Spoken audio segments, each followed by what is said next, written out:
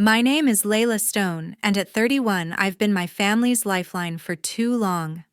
I'm a freelance event planner, footing the bill for their rent utilities and my older brother's pipe dream projects. They never call to check on me just to cash in. Last Saturday, I walked into a family gathering in my parents' Atlanta backyard expecting a rare moment of connection. Instead, I got ambushed. My brother demanded 50 grand for his latest business. My parents backed him, their voices sharp, insisting I owe it to the family. I said no. The air turned cold, their glares cutting deeper than words. I left heart pounding, knowing I'd crossed a line. Sunday morning, my phone buzzed. A text from my parents. "You are no longer part of this family. Please don't contact us." My fingers shook as I typed back, "Don't worry, my money won't contact you either." 5 minutes later, 23 missed calls flooded my screen. Their panic told me everything they needed: my wallet, not me. That moment lit a fire. I was done being their ATM. What happened next changed everything, and I'm ready to share it all. If you've ever been trapped by family demands, drop your story in the comments and hit subscribe. Let's talk about breaking free. Stay tuned to see how I did it. Let me take you back to that Saturday night in my parents' garden. I'd driven to their Atlanta home hoping for a rare moment of family warmth, maybe a laugh over old stories. Instead, I walked into an ambush. My older brother Dylan didn't even wait for the barbecue to cool. "Layla, I need 50 grand, he said, his voice smooth but sharp like a salesman closing a deal. "My new fashion boutique is a goldmine, high-end streetwear, exclusive designs. It's a sure thing." His eyes locked on mine, brimming with that familiar mix of charm and expectation. I'd heard this pitch before: his artisanal coffee shop that tanked, his food truck that never rolled. Each time I'd emptied my savings to keep him afloat. This time my stomach churned. I wasn't sure I could do it again. Dad cut in before I could respond. "Layla, you've got to step up for your brother," he said, his tone heavy like I was failing some unspoken test. "Family sticks together." Mom leaned forward, her eyes narrowing. "It's your duty to help," she said, her words slicing through the warm night air. Duty. The word landed like a weight on my chest. For years, I'd been their safety net, paying their rent, covering utilities, even footing the bill for Dylan's car insurance when he forgot to pay. I'd always told myself it was love, that family meant sacrifice. But standing there, their expectant faces staring me down, I felt like a bank account, not a daughter. I took a slow breath, my fingers gripping the edge of my chair. "I can't," I said, my voice quieter than I meant. "I've already paid so much. Your rent $3,000 a month. Utilities another $500. Dylan's insurance, his business loans. Last year I shelled out $22,000 to keep you all going." I paused, scanning their faces, hoping for a flicker of gratitude. There was none. Dad's jaw tightened. Mom's lips pursed like I'd insulted her. Dylan leaned back, crossing his arms, a smirk playing on his face. "You're sitting on all that event planning cash," he said, his voice loud enough to carry across the garden. "And you're too selfish to help your own brother." Unbelievable. Selfish. The word hit like a punch, echoing in my ears. I felt every eye on me: cousins, aunts, uncles, neighbors invited to the barbecue. Their stares burned, judging me, branding me the villain. My throat tightened, and for a moment I wanted to cave, to write the check just to make it stop. I'd done it before, smoothed things over, kept the peace. But something snapped inside me. I wasn't the one breaking this family. I was the one holding it together, and they didn't even see it. "I'm not selfish," I said, my voice steadier now, rising above the murmurs. "I've given everything I have." "When does it stop?" No one answered. The silence was louder than their words. Aunt Karen, who'd been watching quietly from the edge of the table, caught my gaze. She didn't speak, but her eyes held a softness that felt like a lifeline. Later, as I stood by the dessert table pretending to fuss with the plates, my phone buzzed. Her text read, "Layla, you don't owe them an apology. You've carried them long enough." I stared at the screen, my heart racing. Karen had always been the one who saw through the chaos, the one who didn't buy into the family's demands. Her words were a spark, a reminder that I wasn't crazy for wanting to say no. I slipped my phone back into my pocket, my hands trembling, torn between guilt and a growing sense of defiance. I couldn't stay.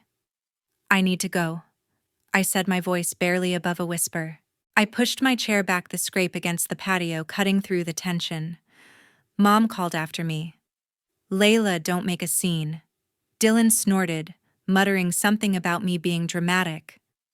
I didn't look back.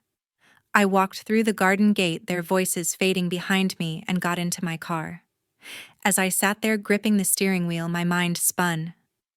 I'd spent years thinking my role was to keep them afloat. Rent bills, Dylan's dreams. But what if that wasn't love?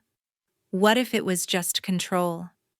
The thought hit me hard. Saying no wasn't just about money. It was about reclaiming myself. Driving home, the Atlanta skyline blurring past, I replayed the night in my head. Dylan's smirk. Mom's sharp words. Dad's disappointment. They weren't new, but they felt heavier now. I'd always been the fixer, the one who paid to keep the peace. But peace at what cost? My savings were drained, my energy spent, and for what? To be called selfish in front of everyone. I pulled into my apartment complex, my hands still shaking. Karen's text glowed in my mind, a small beacon in the storm. I didn't know what would happen next, but one thing was clear. I couldn't keep living for their approval. For the first time, I wondered if I could let go, not just of the money, but of the guilt that chained me to them. Sunday morning, my phone lights up with a text that cuts deep. It's from Mom and Dad, their names glaring on the screen. "You're no longer part of this family. Please don't contact us." The words hit like a blade, sharp and cold, slicing through years of sacrifices I'd made for them. I sit on my couch staring at the message, my breath shallow. For a moment, I'm a kid again, desperate for their approval, terrified of being cast out. But then I remember last night, their demands, their accusations, the way they turned my no into betrayal. My hands tremble, not with fear, but with something new, anger. I type back, my fingers moving before I can overthink it. "Don't worry, my money won't contact you either." I hit send, and the silence that follows feels like freedom. 5 minutes later, my phone explodes. 23 missed calls, Dylan, Mom, Dad, one after another, their names flashing like warning signs. Voicemails pile up, each one sharper than the last. Dylan's voice drips with venom. "You're abandoning us, Layla. You'll regret this." Mom's message is softer, but no less cutting. "How could you do this to us? We raised you." Dad's is blunt. "You're ungrateful." I don't listen to the rest. Their words are a chorus of blame, but I'm not swayed. They're not calling to apologize. They're calling because I pulled the plug on their free ride. My money, the only thing they seem to value, is now out of reach. I open my banking app, my resolve hardening. For years, I've covered their expenses, rent, utilities, even the credit card they used for emergencies that somehow included Dylan's new phone.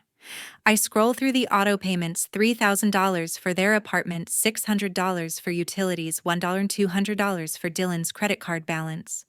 My thumb hovers over the screen, then presses cancel on each one. The confirmations pop up one by one, and I feel a weight lift. I'm not just cutting payments, I'm cutting the strings they've tied around me. I imagine them opening their bills next month, realizing they're on their own. For the first time, I'm not afraid of their reaction. I'm ready for it. My phone rings again, but this time it's my boyfriend Caleb. "Layla, you okay?" He asks, his voice steady, grounding me. I tell him about the text, my reply, the barrage of calls. "You did the right thing," he says. "They can't keep using you like this. You're not their bank." His words echo Aunt Karen's from last night, and I feel a spark of clarity. I've spent years thinking I had to earn their love with my wallet. Caleb's voice pulls me back to reality. I don't owe them my life. I thank him, my voice catching, and he promises to come over later. For now, I need to focus. I grab a notebook, my pen moving fast as I start listing every expense I've covered. Rent $36,000 last year. Utilities $7,200. Dylan's car insurance $2,400. His business ventures the coffee shop, the food truck now, this boutique another $15,000. The numbers stare back at me, a ledger of my loyalty. I'm not writing this for them. I'm writing it for me to see the truth in black and white. They've taken more than money, they've taken my peace. I decide to send them this list not to argue but to make it clear I'm done carrying their weight. I draft an email attaching the breakdown, my words simple. This is what I've paid. It ends now. I don't hit send yet. I want to be sure. Sitting there, notebook in hand, I feel a shift. Their text was meant to break me, to guilt me into giving more. But it's done the opposite. It's shown me who they are when I say no. They didn't call to fix things, they called to keep me in line. I set the notebook down, my mind racing but clear. This isn't the end of the fight, but it's the start of something new. I'm not just walking away from their demands. I'm walking toward myself. The next day, my Instagram notifications start blowing up. I'm at my desk trying to focus on a client's wedding mood board when my phone vibrates so much it nearly falls off the table. I open the app and see Dylan's post staring back at me, a photo of mom and dad's empty apartment boxes stacked in a corner with the caption, "When your sister chooses money over family." My stomach twists, not from guilt, but from the sheer audacity. He's spun the story to make me the villain as if I haven't been paying their bills for years. The post already has dozens of likes, and the comments are piling up, each one a new jab at my character. I scroll down and freeze. My old friend Stacy Bell has commented heartless. I can't believe Layla would do this to her own family. She's shared the post to her story, adding a broken heart emoji for extra drama. Stacy and I haven't been close in years, but her words sting, amplifying Dylan's attack to her thousands of followers. I can feel the judgment spreading like wildfire through our old social circles. My phone buzzes again, a text from a coworker, Jenna. "Hey Layla, you okay? Dylan's post is going around our group chat. People are talking." I stare at the message, my pulse racing. The group chat is full of mutual friends, colleagues, even clients. This isn't just family drama anymore, it's public humiliation. I want to fire back to tell the world how I've bankrolled their lives, rent utilities, Dylan's failed ventures. But I stop myself. Responding would only fuel the fire, giving Dylan and Stacy the attention they crave. Instead, I take a breath and open my messages. There's one from my cousin Nora. "Layla, I saw the post. Your family's out of line. They've been taking advantage of you forever. You don't deserve this." Her words are a lifeline, cutting through the noise. Nora's always been the one who gets it, the rare family member who doesn't see me as a cash machine. I type a quick reply. "Thanks, Nora. Means a lot." Her support steadies me, but the weight of the post lingers. I set my phone down and try to focus, but my mind keeps drifting to the comments. Strangers are chiming in now. What kind of sister does that family first always? Each one feels like a needle pricking at my resolve. I've spent years building a reputation as an event planner, reliable, professional kind. Now Dylan's post is painting me as a selfish traitor. I wonder how many clients have seen it, how many will question working with me. The thought makes my chest ache, but I push it aside. I didn't start this fight, and I won't let their lies define me. To ground myself, I open my banking app. I need to be sure every tie is cut. I scroll through my transaction history, double-checking the auto payments I canceled yesterday. The confirmations are there, each one marked canceled. My account balance looks healthier already, but it's not about the money, it's about the freedom. I imagine Dylan checking his card, mom and dad opening their next bill, realizing I'm no longer their safety net. The thought brings a flicker of satisfaction, but also a pang of sadness. I didn't want it to come to this. I lean back in my chair, staring at my laptop screen. The wedding mood board is still open, a reminder of the life I'm building for myself. Dylan's post, Stacy's comment, the group chat gossip, they're loud, but they're not the truth. I choose not to reply. not to engage. Let them talk. I'm done explaining myself to people who only value what I can give them. Nora's message sits in my mind, a quiet anchor. I'm not alone in this. For now, I close Instagram and turn off my notifications. The world can wait. I've got work to do, and a life to reclaim. Tuesday evening, I'm sitting in my apartment with Caleb. The silence between us is comfortable, a stark contrast to the chaos of the past few days. My phone is off, notifications silenced after yesterday's Instagram storm. Caleb looks at me, his eyes soft but serious. "Layla, you don't have to keep proving yourself to them," he says, his voice steady. "Love isn't about how much you pay. You're enough without their demands." His words land gently, unraveling a knot I've carried for years. I've always thought I had to give money, time, energy to be worthy of my family's affection. Caleb's reassurance feels like permission to let that go, to see myself beyond their expectations. I nod, my throat tight, grateful for his clarity. A knock at the door interrupts us. It's Aunt Karen, her face warm but tinged with concern. She sits down, clutching a cup of tea I offer her. "I heard about the post," she says, shaking her head. "But there's something else. Your parents used your money to buy a 65-inch TV last month, $2,000 top of the line. They bragged about it at a family dinner but never mentioned you." Her words hit like a punch I didn't see coming. I'd been covering their rent, thinking it was for necessities, while they splurged without a word of thanks. Karen's voice softens. "You've given them everything, Layla. They don't get to demand more." Her honesty grounds me, shining a light on their entitlement.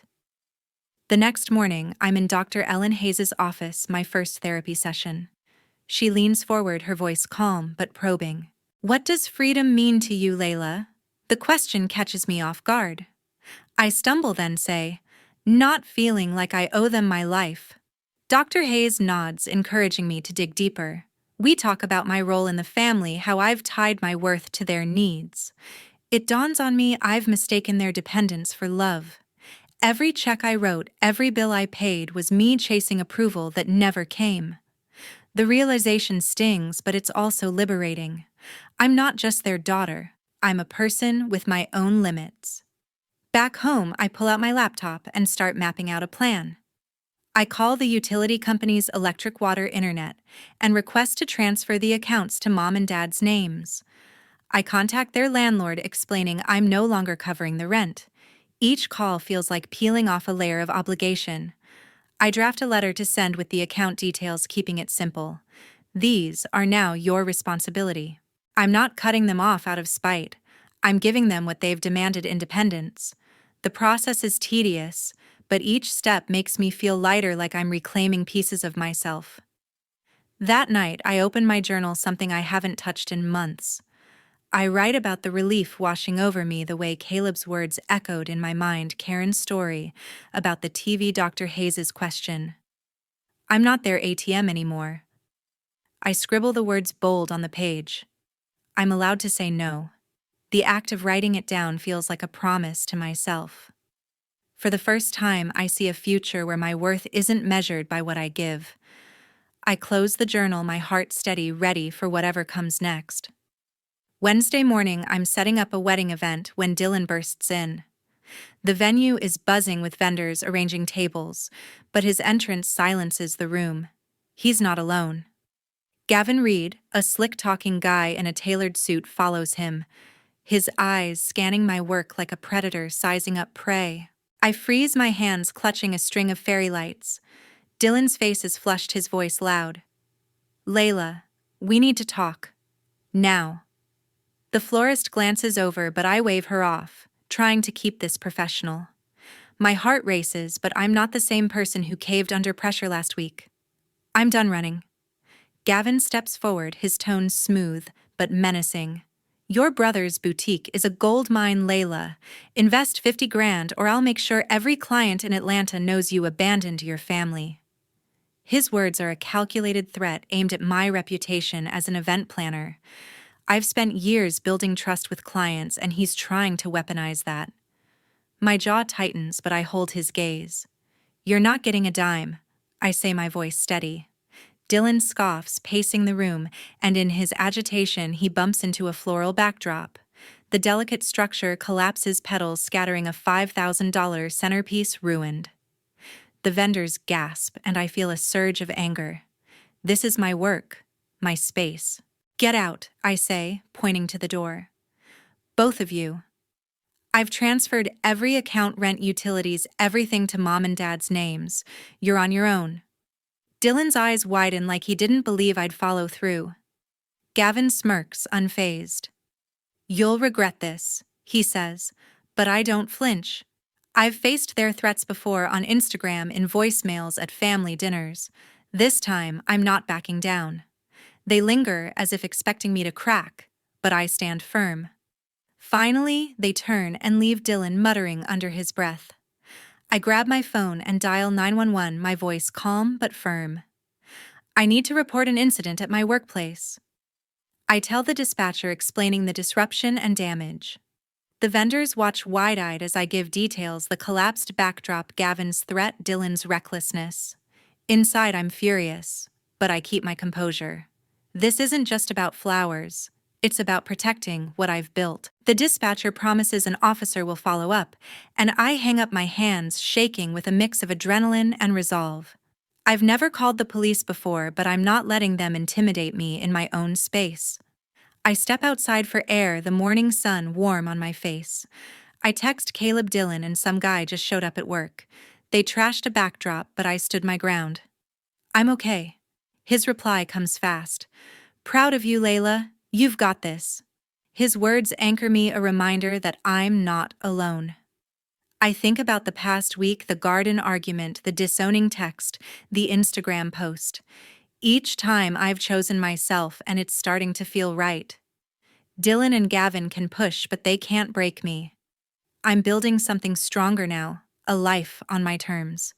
A week later, I'm sipping tea at a local cafe when Nora texts. Her message pops up: Dylan's boutique tanked. He's working part-time at a supermarket now. I pause, the steam from my cup curling in the air. I'd expected his business to fail. His track record with coffee shops and food trucks was proof enough. But seeing it confirmed feels different. There's no satisfaction, just a quiet acknowledgement that his choices, not mine, led to this. Dylan always banked on my money to bail him out, but without it, he's facing reality. I reply to Nora, guess he'll have to figure it out. My tone is calm, but inside, I'm processing the weight of his downfall.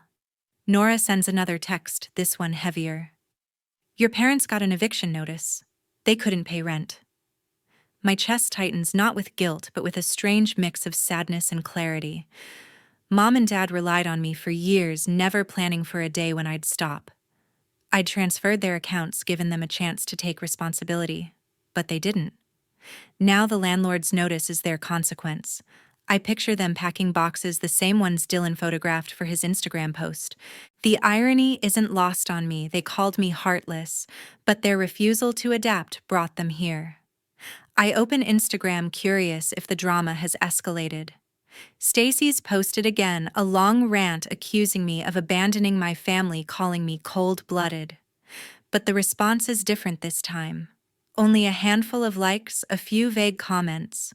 The fire she tried to stoke is fizzling out. People are moving on, uninterested in her recycled narrative. I feel a flicker of relief. Her words still sting, but they're losing power. The world isn't buying her story anymore, and neither am I. I close the app, choosing not to engage, just as I did before. My silence is my strength. My phone pings with an email from a recent client, the bride from last week's wedding. Layla, your work was flawless, she writes. The event was magical. Our guests are still talking about it. I smile, warmth spreading through me. This is what I've built: a career, a reputation, a life that's mine. The client's praise is a reminder that my value isn't tied to my family's demands. I forward the email to my team, proud of what we've accomplished despite the chaos. Their drama can't touch this part of me. Back at my apartment, I pull out a notepad and write, I didn't betray them. I stopped enabling their dependence. The words flow easily, a truth I've been circling for weeks. Every payment I made, rent, utilities, Dylan's ventures, was me trying to buy their love. But love doesn't work that way. Stopping wasn't betrayal. It was setting myself free. I stare at the note, feeling its weight. It's not just a statement, it's a declaration of who I'm becoming. I tuck the notepad away, a quiet promise to keep choosing myself. Later that evening, Nora texts again. I left the family group chat. I'm done with their guilt trips. She adds, "You're doing the right thing, Layla. I'm with you." Her words hit me like a wave of gratitude. Nora's always been the one who saw through the family's expectations, and now she's standing by me. I reply, "Thank you, Nora. That means everything." Her decision to leave the chat mirrors my own journey, cutting ties with toxicity, choosing authenticity over obligation. I sit back, my heart lighter, knowing I'm not alone in this fight. A month later, my apartment feels like a sanctuary, not a war zone. The quiet hum of my morning routine, brewing coffee, planning events, brings a peace I hadn't known was possible. My bank account no longer bleeds for rent or utilities that aren't mine. I'm free from the weight of my family's expectations, and it's like breathing for the first time in years. I walk to my desk, sunlight streaming through the window, and feel a spark of joy in the life I'm building. My work as an event planner thrives, my days filled with clients who value me for my skill, not my wallet. This freedom isn't just financial, it's emotional, a reclaiming of my own space. An envelope arrives in the mail, the handwriting unmistakably Mom's. Inside, a letter from Susan, her tone softer than before. "Layla, let's meet and reconcile. We're still family." My first instinct is to hope, but I pause. Her words sound like peace, but they echo the same guilt trips I've heard for years. I write back, my pen steady. "I wish you well, Mom, but I'm done carrying your burdens. My boundaries stay." I mail the response, feeling no anger, only resolve. I'm not closing the door forever, but I'm choosing who I let in. Susan's letter doesn't change that. Caleb and Nora have become my chosen family, their presence a warmth that feels like home. Caleb's laughter fills my evenings, his steady support, a reminder that love doesn't demand sacrifice. Nora checks in regularly, her texts full of encouragement. "You're killing it, Layla." We meet for brunch, swapping stories about work and dreams. No strings attached. Their belief in me is unconditional, a stark contrast to the family I once chased. With them, I'm not an ATM or a fixer, I'm just Layla, and that's enough. Their love is a gift, not a transaction. In my latest session with Dr. Hayes, she asks, "How do boundaries protect you?" I think for a moment, then say, "They keep my worth intact." Dr. Ellen Hayes nods, her eyes kind but sharp. We talk about how I used to equate giving with being valued, how I let my family's needs define me. Setting boundaries, saying no, stepping back, has shown me my own strength. Dr. Hayes's words linger. "You're not responsible for their choices." I leave her office feeling grounded, my sense of self no longer tied to their approval. Therapy isn't a fix, but it's a map guiding me toward clarity. Looking back, I see the lesson this journey has taught me. Setting boundaries isn't selfish. It's how you live, true to yourself. For years, I thought love meant giving everything, money, time, energy, until there was nothing left of me. But real love doesn't drain you, it lifts you. By stepping away from my family's demands, I've found my own voice, my own worth. I'm not the villain they painted me as, nor the hero I hope to be. I'm just me. And that's enough. This story isn't about cutting people out, it's about choosing who you let in and choosing yourself first. To everyone who's followed this journey, thank you for listening. Your support means the world. I hope my story resonates, whether you're facing family drama or learning to set your own boundaries. Share your thoughts in the comments below. What's your experience with standing up for yourself? And if this story spoke to you, hit that subscribe button to join me for more. Let's keep this conversation going because we're all learning how to live true to ourselves.